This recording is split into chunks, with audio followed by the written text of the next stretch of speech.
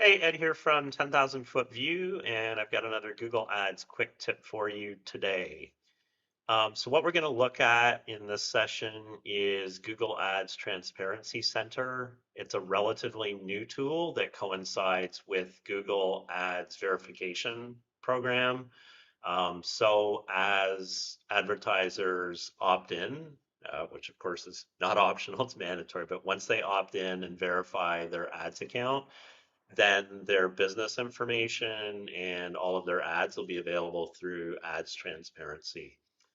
So you can access this tool through the URL directly, and I will provide that in the notes below.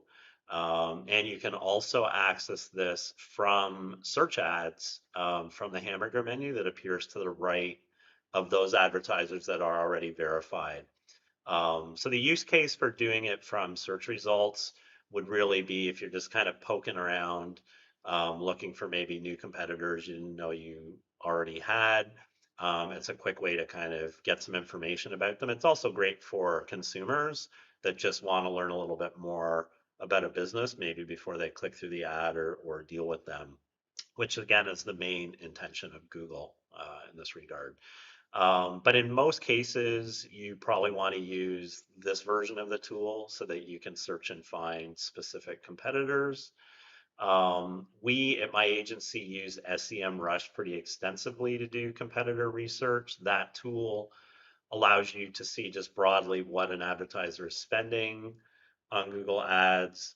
It gives you a list of keywords they're targeting and it shows you their creatives. Now, that being said, creatives are often out of date.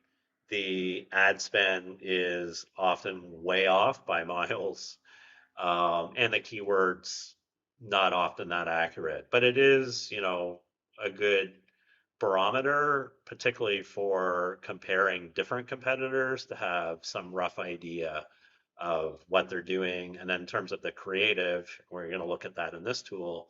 What are their key selling points and features? What's their value proposition? And how are they using ad copy and imagery effectively in their ads? Um, before using this tool, you probably want to collect your list of competitors. Again, you could do that from SEMrush. You could do it through Google search. But probably the best tool and the most relevant tool is actually using Google Auction Insights in your own Google Ads account, because these are the competitors that are already bidding against your keywords. Now that tool is available to most advertisers, but you do have to have at least 10% impression share across all of your keywords to qualify. So it's a good idea anyway to be spending more than 10% or getting more than 10% impression share for a number of reasons, but that's just one more reason to make sure you're achieving that. Anyway, so let's say you've collected your list of competitors that you want to look at. You've come into this tool. How do you use it? So it's quite simple. You can put in the company name or website of the competitor, and we will do something fun here, and we'll do semrush.com. And we will see a bunch of ads come up. So you'll see they're showing most recent first, which is great.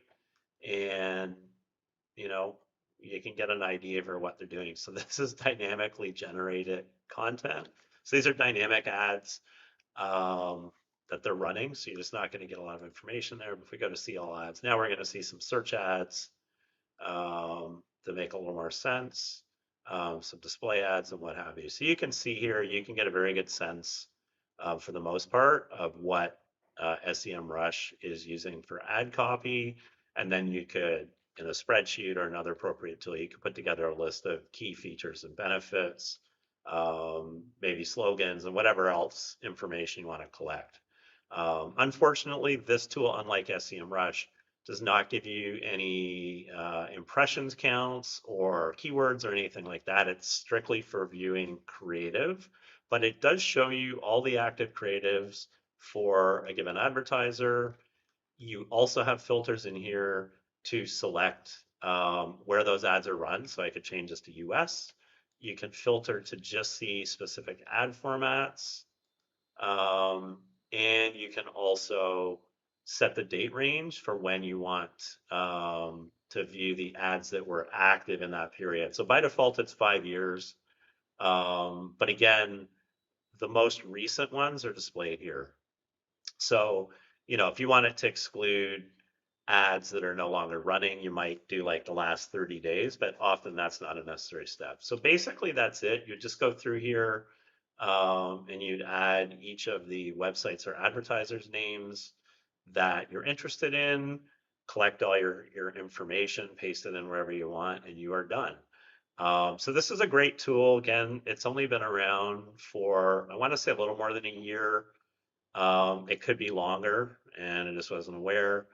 But importantly, this only works for advertisers that have verified.